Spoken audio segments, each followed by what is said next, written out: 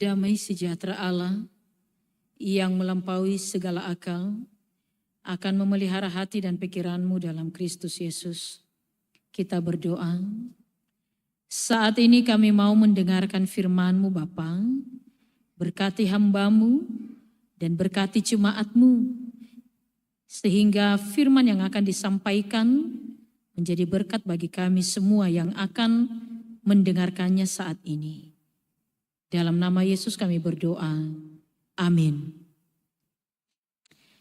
Bapak Ibu yang dikasihi dalam nama Tuhan Yesus, yang menjadi nas khotbah kita hari ini dikutip dari kitab Hagai pasal 2 ayat 1b sampai ayat yang ke-10. Hagai pasal 2 ayat 1b sampai 10. Beginilah firman Tuhan. Pada tahun yang kedua zaman Raja Darius, dalam bulan yang ke-7, pada tanggal 21 bulan itu, datanglah firman Tuhan dengan perantaraan Nabi Hagai. Bunyinya, katakanlah kepada Zerubabel bin Sealtiel, Bupati Yehuda, dan kepada Yosua bin Yozadak, imam besar, dan kepada selebihnya dari bangsa itu, demikian. Masih adakah di antara kamu yang telah melihat rumah ini dalam kemegahannya semula? Dan bagaimanakah kamu lihat keadaannya sekarang? Bukankah keadaannya di matamu seperti tidak ada artinya? Tetapi sekarang kuatkanlah hatimu, hai Zerubabel. Demikianlah firman Tuhan. Kuatkanlah hatimu, hai Yosua bin Yozadak, imam besar. Kuatkanlah hatimu, hai segala rakyat negeri. Demikianlah firman Tuhan. Bekerjalah, sebab aku ini menyertai kamu. Demikianlah firman Tuhan semesta alam. Sesuai dengan janji yang telah kuikat dengan kamu pada waktu kamu keluar dari Mesir, dan rohku tetap tinggal di tengah-tengahmu. Janganlah takut. Sebab beginilah firman Tuhan semesta alam. Sedikit waktu lagi, maka aku akan menggoncangkan langit dan bumi, laut dan darat. Aku akan menggoncangkan segala bangsa, sehingga barang yang indah-indah kepunyaan segala bangsa datang mengalir. Maka aku akan memenuhi rumah ini dengan kemegahan firman Tuhan semesta alam. Kepunyaankulah perak, dan kepunyaankulah emas. Demikianlah firman Tuhan semesta alam. Adapun rumah ini kemegahannya yang kemudian akan melebihi kemegahannya yang semula. Firman Tuhan semesta alam, dan di tempat ini aku akan memberi damai sejahtera. Demikianlah firman Tuhan semesta alam. Demikian pembacaan firman Tuhan. Bapak Ibu, shalom. Bapak Ibu saudara-saudari, latar belakang dari surat Hagai ini adalah bangsa Israel yang baru pulang dari pembuangan. Pada saat itu mereka baru kembali ke negerinya. Karena Tuhan sudah memberikan hukuman bagi mereka. Ada efek jera supaya mereka bisa bertobat dan dekat kepada Tuhan. Lalu mereka mulai membangun kembali bait Allah yang pada saat itu sudah luluh lantah atau sudah hancur. Tetapi Bapak Ibu ketika melihat bangunan yang baru tidak sama dengan bangunan yang lama dulu yang sudah dibangun oleh Salomo, banyak orang merasa kecewa. Mereka berkata bait Allah yang dulu itu jauh lebih indah dari yang kita buat sekarang ini. Yang sekarang kecil, sangat sederhana dan tidak semegah dulu. Lalu saat itu Bapak Ibu mereka menjadi lemah semangat. Bahkan mereka takut. Mereka merasa gagal dan tidak punya damai sejahtera. Dalam keadaan seperti begitulah dalam keadaan lemah, putus asa, dalam keadaan merasa gagal, tidak punya damai sejahtera, maka Tuhan berbicara melalui Nabi Hagai. Kuatkanlah hatimu, aku menyertai kamu. Damai sejahtera akan kuberikan di tempat ini. Inilah yang disampaikan kepada bangsa Israel.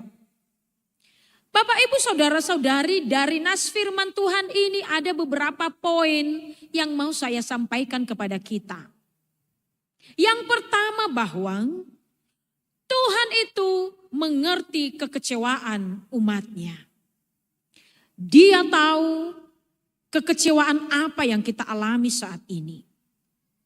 Bangsa Israel, Bapak Ibu, kecewa karena keadaan tidak seperti dulu.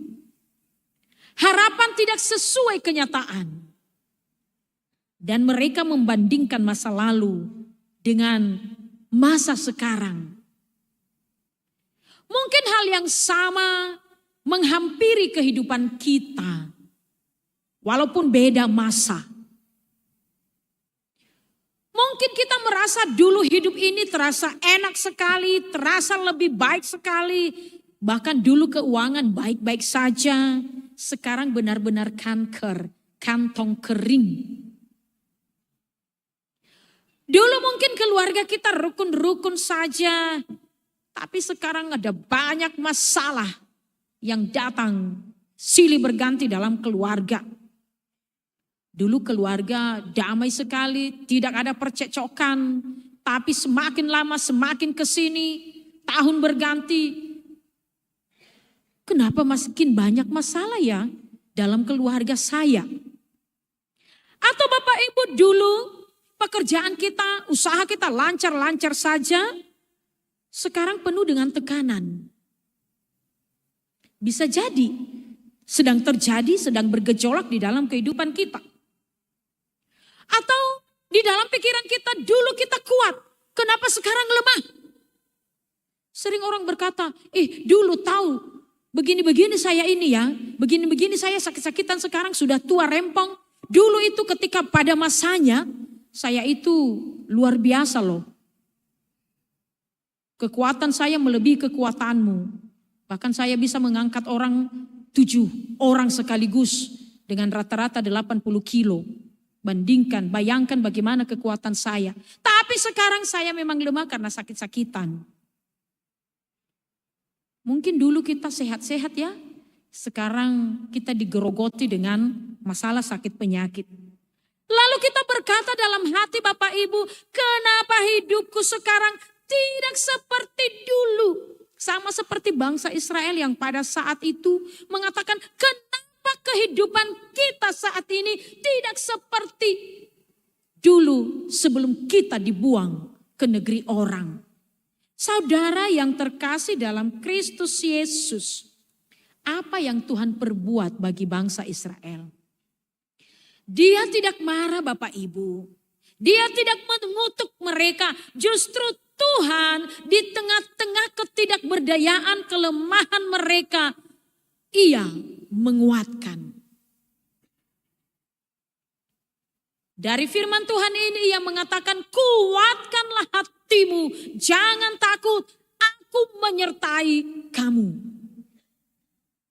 Artinya Bapak Ibu bahwa Tuhan peduli pada perasaan kecewa umatnya. Ia tahu dan amat tahu sejauh mana kekuatan kita menanggung beban hidup ini. Ia yang lebih tahu kedalaman hati kita. Ia yang lebih tahu apa yang kita alami dan kekecewaan masalah yang kita hadapi saat ini. Dan Ia mau berkata kepada kita, kuatkan hatimu, jangan takut di dalam masalah yang kamu hadapi. Aku menyertai kamu. Ya, Ia memberikan semangat yang baru kepada kita saat ini. Poin yang kedua Bapak Ibu yang mau disampaikan dari firman Tuhan ini adalah damai sejahtera datang karena Tuhan menyertai kita.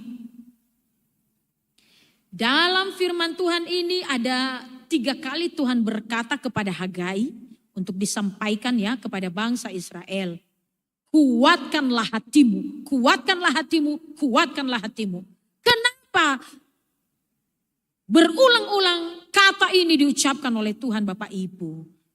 Disampaikan kepada Hagai, diteruskan kepada bangsa Israel. Karena damai sejahtera itu bukan datang dari bangunan yang indah. Bukan dari harta yang bergelimang, harta yang banyak. Bukan datang dari keadaan yang sempurna. Damai sejahtera itu bukan dari kesehatan, kekuatan yang kita punya.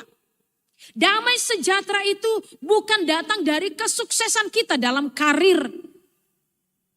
Ketika karir kita semakin menanjak naik, maka belum tentu damai sejahtera itu ada dalam kehidupan kita.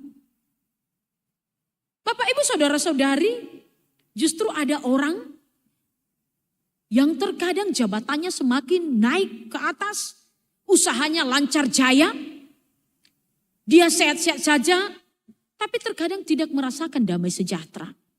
Tidak merasakan sukacita dari apa yang tengah dimilikinya saat ini.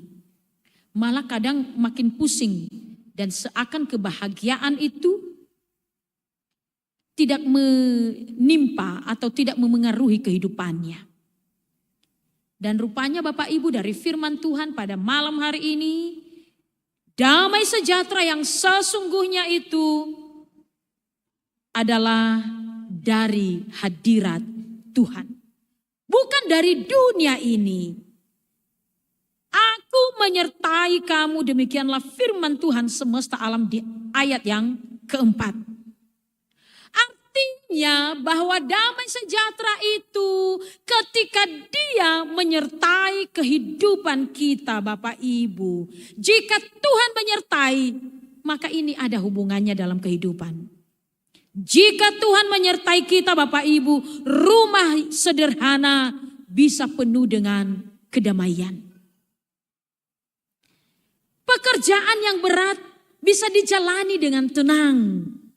Ketika Tuhan menyertai, maka damai sejahtera itu ada dalam kehidupan kita. Ketika keluarga yang bermasalah bisa dipulihkan kembali. Karena terkadang kita tidak bisa pungkiri ya, ada banyak masalah yang bergejolak di dalam keluarga kita masing-masing. Bahkan makanya PGI untuk tahun 2025 mengangkat Allah datang menyelamatkan keluarga. Kenapa? Karena banyak sekali hal yang terjadi dalam keluarga Bapak Ibu. Banyak keluarga Kristen yang sedang tidak baik-baik saja. Oleh karena itu ketika Tuhan menyertai, maka apapun masalah di dalam kehidupan kita akan bisa dipulihkan. Karena damai sejahtera itu akan diberikan bagi kita. Jika Tuhan menyertai, sakit penyakit bisa dilawan dengan penuh iman dan rasa syukur. Bukan dengan sungut-sungut yang membuat kita bertambah sakit. Karena ini yang memang banyak ya, yang terjadi dalam kehidupan kita. Kalau kita sehat-sehat saja Bapak Ibu, kita tidak pernah bertanya kepada Tuhan. Tuhan, kenapa ya saya sehat-sehat saja tapi tetangga saya itu sering sakit-sakitan. Kita tidak pernah bertanya seperti itu Bapak Ibu. Tapi coba ketika kita sering sakit, kita mengatakan, ya Tuhan kenapa saya sakit-sakitan ya? Itu tetangga saya jahat sekali tapi dia tidak pernah sakit. Terjadi ya. Tanpa kita sadari kita sudah bersungut-sungut dengan apa yang sudah terjadi dalam kehidupan kita. Kalau Tuhan memberikan kita kebahagiaan, ada banyak berkat-berkat yang mengalir. Apalagi di tahun-tahun yang baru ini ya. Ada banyak berkat yang mengalir mungkin di dalam kehidupan kita. Kita tidak pernah bertanya Bapak Ibu, Tuhan kenapa berkat ini selalu ada ya? Kenapa uang dan uang terus? Aduh, saya pusing menerimanya. Kita tidak pernah bertanya seperti itu Bapak Ibu. Justru kalau kita menerima itu, kita mengatakan, ya Tuhan tambahkan lagi Tuhan. Sedikit lagi dan lagi. Tapi coba, kalau kita gagal, Kalau usaha kita berantakan, ada masalah, maka kita mengatakan, Tuhan Yesus, kenapa begini masalahnya? Semakin rumit, saya tidak sanggup. Sudah, cukupkan saja sampai di sini kehidupan saya. Atau lamana yalui hogudoru, mia igatu paginia. Bapak, Ibu, saudara-saudari, di tengah masalah yang kita alami, ketika Tuhan menyertai, maka kita akan menghadapinya dengan penuh iman. Dan Dia akan memberikan kita kekuatan yang baru untuk menghadapi semuanya. Ketika Tuhan menyertai, relasi kita dengan orang lain akan diberkati. Karena terkadang hubungan kita dengan orang lain ini sering menjadi bumerang, sering menjadi masalah. Kita di mana-mana Bapak Ibu, ada ya, tidak semua, hanya mungkin 1-2 orang, 2 atau 3 orang. Ketika relasinya tidak baik dengan Tuhan, maka relasinya dengan manusia juga tidak beres sama sekali. Di mana-mana, kemana-mana, apapun yang dilakukannya selalu menjadi batu sandungan bagi sesamanya. Tetapi ketika Tuhan menyertai dan kita juga dekat kepada Tuhan, maka relasi kita dengan orang lain akan diberkati Bapak Ibu. Damai sejahtera itu bukan berarti ya tidak ada masalah. Saya mau ingatkan kepada kita. Damai sejahtera bukan berarti tidak ada masalah di dalam kehidupan kita. Tetapi Tuhan hadir di tengah masalah yang kita hadapi. Ia memberikan kekuatan, bahkan masalah seberat apapun, ketika Dia yang menyertai, maka kita seakan-akan senantiasa bahagia. Karena kita penuh ucapan syukur kepadanya. Yang ketiga Bapak Ibu, poin yang ketiga dari firman Tuhan ini. Tuhan memberikan damai sejahtera yang lebih mulia. Di ayat 9, kemuliaan rumah ini yang kemudian akan lebih besar dari yang semula. Dan di tempat ini aku akan memberikan damai sejahtera. Artinya, yang baru mereka bangun mungkin kelihatan kecil, tapi Tuhan sedang menyiapkan sesuatu yang lebih besar bagi bangsa Israel. Mungkin kita juga sering berpikir Bapak Ibu, hidupku sekarang hancur. Sekarang aku gagal. Tidak ada harapan lagi. Tetapi malam ini Tuhan mau berkata kepada kita, tenang, aku sedang bekerja. Damai sejahtera aku akan kunyatakan bagi kamu. Damai sejahtera itu Bapak Ibu bukan hanya tenang di hati, tetapi Ia akan memulihkan harapan, menguatkan iman kita, memberikan masa depan yang baik, yang lebih baik mungkin dari sebelumnya bagi kita. Kita tidak tahu hari esok karena masih penuh dengan misteri. Tetapi kita percaya bahwa Tuhan sedang merenda, Tuhan sedang melakukan hal-hal yang luar biasa. Dan yang membuat kita bahagia ke depannya ini. Tapi imanilah itu. Ada sebuah ilustrasi Bapak Ibu. Seorang bapak kehilangan pekerjaannya. Penghasilannya tidak ada lagi sama sekali. Rumah tangganya pun penuh dengan kepanikan dan kecemasan. Lalu ia berkata, dulu hidup kami enak sekali. Sekarang serba susah. Makan sehari-hari saja, dapatkan butiran beras saja sangat susah sekali. Namun apa yang dilakukannya Bapak Ibu, si bapak ini terus berdoa. Bahkan setiap malam ia terus mengajak keluarganya, istrinya, anak-anaknya untuk terus berdoa kepada Tuhan. Dan ia berkata, istriku, anak-anakku, kita jangan pernah berhenti berdoa dan tidak pernah berhenti berharap kepada Tuhan. Karena kita yakin bahwa Tuhan masih bersama dengan kita. Lalu beberapa waktu kemudian Bapak Ibu selang beberapa bulan, ia mendapat pekerjaan baru yang sangat sederhana sekali. Tapi rupanya di pekerjaan yang sangat sederhana ketika dibandingkan dengan pekerjaannya yang sebelumnya yang memiliki gaji yang besar sekali, sangat jauh berbeda. Tapi rupanya keluarganya menjadi lebih rukun, menjadi lebih sering berdoa, bahkan lebih sering bersyukur. Tadi ketika mereka mendapatkan gaji yang sangat besar, yang banyak sekali, setiap bulan datang gaji. Tapi rumah tangga mereka kurang harmonis dan kedekatannya dengan Tuhan kurang sama sekali. Tapi ketika Tuhan memberikan mereka gaji yang kecil, tetapi ketika mereka sangat dekat kepada Tuhan, maka mereka menikmatinya dengan damai sejahtera. Lalu si bapak berkata, waduh, dulu saya punya uang yang banyak ya, tidak seperti sekarang ini. Tapi saya tidak setenang sekarang ini. Sekarang saya punya damai sejahtera. Saya punya kebahagiaan tersendiri. Bapak Ibu, tanpa disadari sebenarnya itu adalah damai sejahtera Tuhan. Dan damai sejahtera itu bukan karena keadaan sempurna, tapi karena Tuhan hadir di dalam kehidupan kita. Oleh karena itu, melalui nas firman Tuhan hari ini Bapak Ibu, dan juga berhubungan dengan tema Allah memberikan damai sejahtera. Maka firman Tuhan hari ini mengingatkan kita. Yang pertama, bahwa Tuhan mengerti akan segala kekecewaan kita. Kedua, Tuhan menyertai kita di tengah kesulitan. Ketiga, Tuhan memberi damai sejahtera yang sejati. Dan Tuhan berkata hari ini, kuatkan hatimu, jangan takut menjalani hari-hari ini. Aku menyertai kamu, setiap langkahmu Tuhan akan sertai dan aku akan memberikan damai sejahtera. Mari kita belajar terus untuk mengenal Dia semakin dalam Bapak Ibu.